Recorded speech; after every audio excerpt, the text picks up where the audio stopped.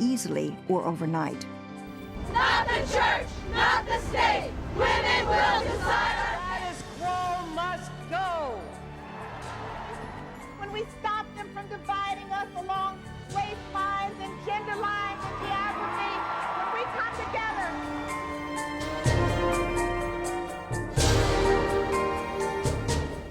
Women's suffrage is the right for women to be able to vote in elections. The women's suffrage movement started in the late 19th centuries.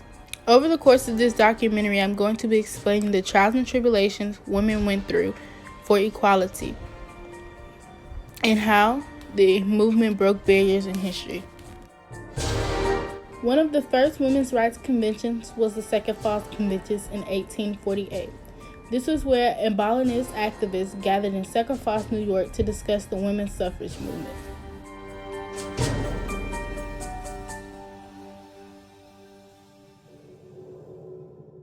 Some of the convention leaders consisted of Elizabeth Cady Stanton and Susan B. Anthony.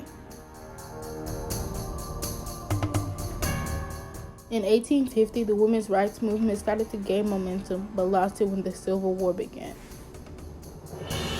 After the Civil War, the 14th and 15th Amendment was passed, which guaranteed black men the right to vote and protected all male citizens. After these laws were passed, the abolitionists took action.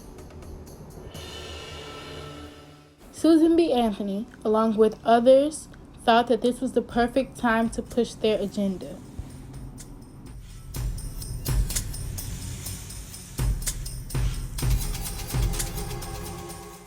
In 1869, Stanton and Anthony organized the National Women's Suffrage Association, also known as the NWSA. The association directed its efforts onto changing federal laws and the 15th Amendment on the bias that it excluded women. Eventually, the NWSA also shifted its focus into individual states, where reforms hope to start a ripple effect to win voting rights at the federal level. In 1990, the National Women's Suffrage Association and American Women's Suffrage Association merged together. Although the two groups, now one, were still fighting for equal rights, their approach had changed. Instead of arguing that women deserved the same rights as men because they were created equally, they argued that women deserve voting rights because they were created different from men.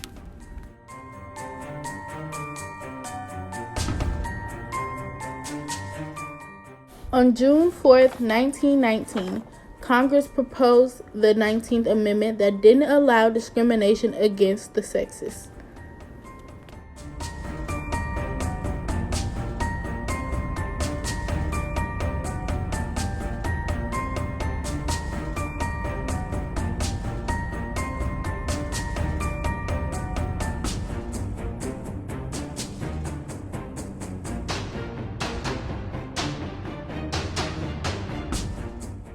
Eventually, on August 8, 1920, the 19th Amendment was granted and allowed all American women to vote.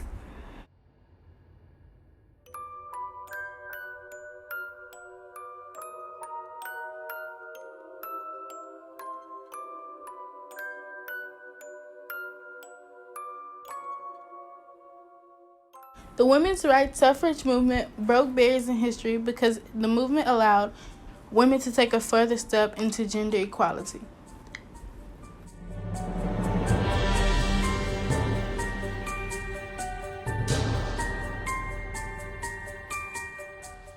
Without the women's rights movement, women in the U.S. wouldn't be allowed to vote.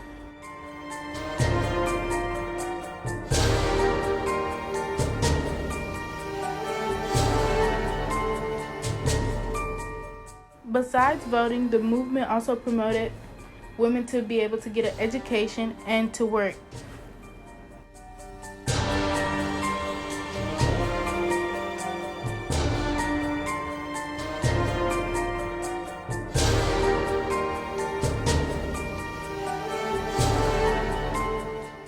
Without this movement, women wouldn't be able to have had an education or to work. Although women in the American society are still considered less superior than men, we have came a long way and we are still fighting for equal rights.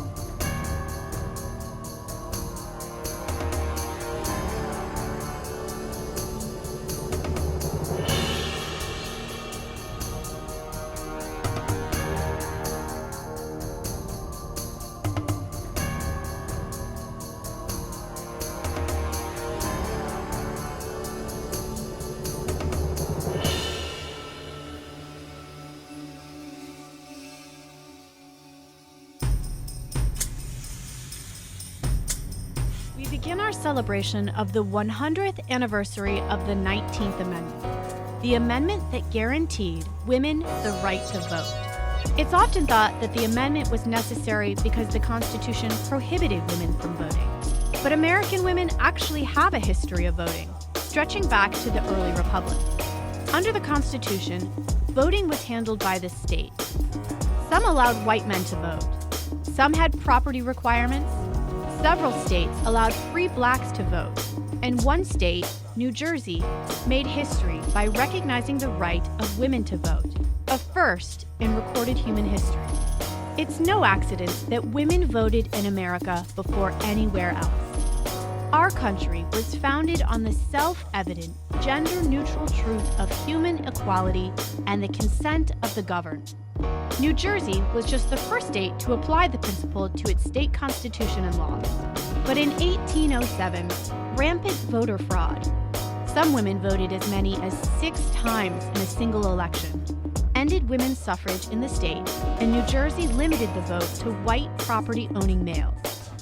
It wasn't until 1848, the first convention of women's rights met in Seneca Falls, New York.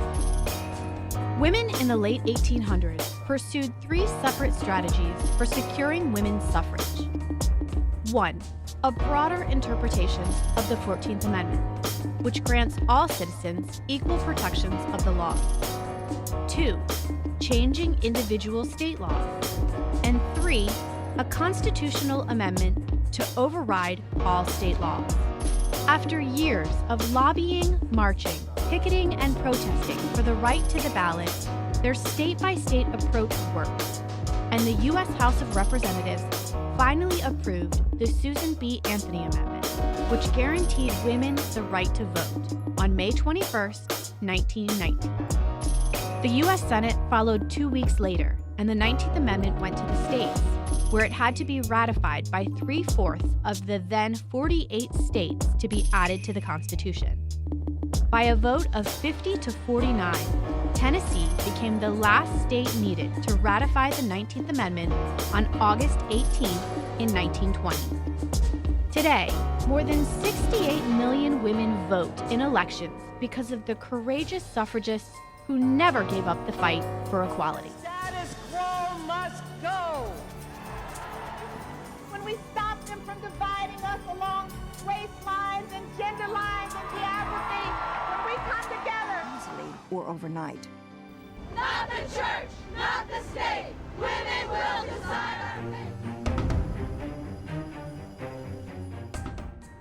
Overall, the women's suffrage movement really contributed to the success of women in today's American society. It allowed women to be able to run for Congress and even women to run for presidents. My name is Michael Morrison, and this is my History Fair 2020, Breaking Barriers in History.